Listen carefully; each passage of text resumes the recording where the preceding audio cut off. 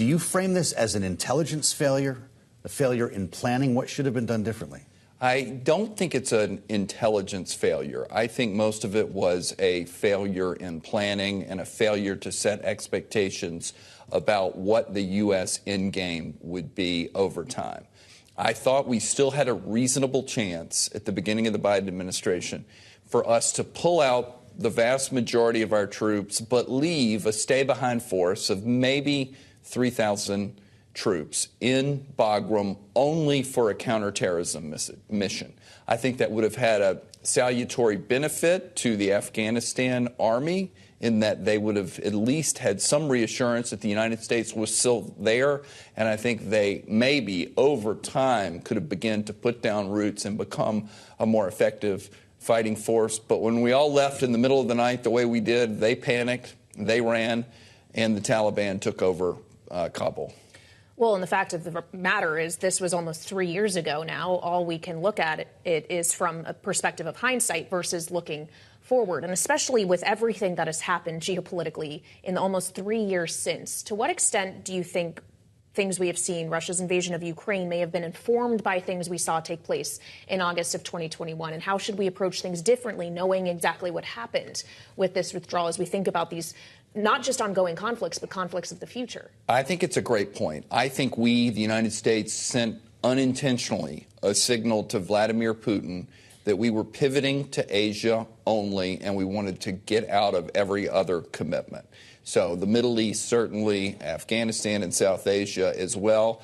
But I think Vladimir Putin probably made a decision that, you know what, the United States won't care so much, or at least President Biden won't send troops to Eastern Europe to try and thwart my ambitions with Ukraine. I think that turned out to be a costly failure. I think we have a lot that we'll have to do in retrospect to figure out why Vladimir Putin was not deterred. But I can tell you right now what it means for the United States, and that is if the Congress doesn't pass the $60 billion national security supplemental to help out the Ukrainian fighting force, Taiwan is going to be the one, China is going to be the one to draw another negative inference, and then Taiwan will suffer. You say we left in the middle of the night in Afghanistan. Recalling Donald Trump made the original agreement to decamp and to leave the country. Joe Biden extended our time commitment there. What would have happened if we had left under Donald Trump's original plan? I think you would have seen a similar disaster. Yeah. I think that it was a foolhardy way forward for either president to think that we could get out abruptly and completely, because I don't think they were totally witting of or considering what our considerable counterterrorism mission should have been. Now, we have not seen as much intelligence since then on al-Qaeda coming back and being able to hit as a global force. We've seen some of ISIS, but they're mostly locked in local battles in Afghanistan. But it's still something for us to watch. And over time, I think we're going to have to stare at Afghanistan through our satellites and through our drones, because remember, this is where al-Qaeda and Osama bin Laden got together in the late 1990s and early 2000s.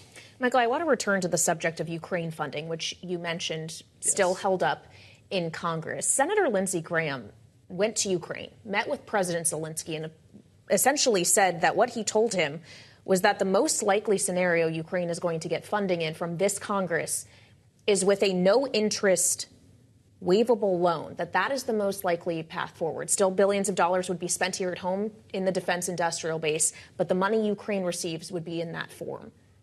Would that work? I think it's a great idea, and it's frankly politically the easiest path from point A to B, which is to get the Ukrainians, and not a minute sooner, something to them that they can at least fight back and stave off progress that the Russian military may be in a better position to make. So I think it's a good idea. I know Senator McConnell is not thrilled with the precedent of setting a loan to an ally. But listen, this is what we did in World War II. It was called the Lend-Lease program. President Roosevelt felt politically that he couldn't just give destroyers and things away. He had to bring the isolationists along. And the way he did it at the time was to say, hey, it's not a gift, it's a loan. If Trump needs to do that, too, to get the House Republicans to move on this, then by all means, I'm for it. And Trump even says in a little bit in his speeches, well, they don't have to pay us back until they're able to pay us back. And that, I think, is the smart thing to do. It'll be years down the road. Do you think it's a great idea because the legislation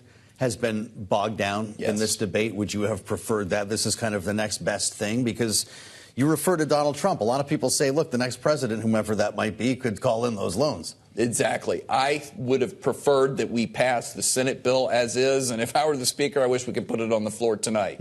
But if he feels like he cannot do that, or if you don't get a sufficient number of signatures through this House procedural motion called the discharge petition, which is very arcane and the rest. But if you can't get the real thing, the next best thing is the loan that they're discussing. You're exactly right. Most of the money would go for U.S. jobs, and some of the economic assistance could possibly be in the form of a loan. I think we've just got to move out so quickly because we're in dire straits, and the message that will send to the world that the United States has sort of turned its back on Ukraine is incredibly dangerous. And of course, it's not just funding for Ukraine that is at question. It's all wrapped together in a package that includes funding also for Taiwan, which you've mentioned, and for Israel. And especially as we've had the Biden administration messaging, including in a phone call the president had with Bibi Netanyahu yesterday, the idea that they would like them to refrain from entering Rafah until there is a plan to protect civilian life, until they feel they can do that credibly. Is withholding aid so that you can influence Israeli policy and action in Gaza something that might be appropriate? What other leverage would the United States have to influence the Israeli government? Well, I think you're on to something. I think many on the Democratic left and some of the progressives are outright suggesting that we should condition our military assistance to Rafah and to a greater path for humanitarian assistance inside of Gaza. I'm a little bit confused, though, of where President Biden is. He started so strongly of, yes, you were attacked unjustly, of course, by Hamas. He likened it to Pearl Harbor. He likened it to 9/11 in the United States. But then now we're sort of trying to tell Netanyahu how to conduct his own war. Well, more than 30,000 Palestinians have died in the end. I think it's appropriate for us to urge upon the Israelis that they should do more to help from a humanitarian basis.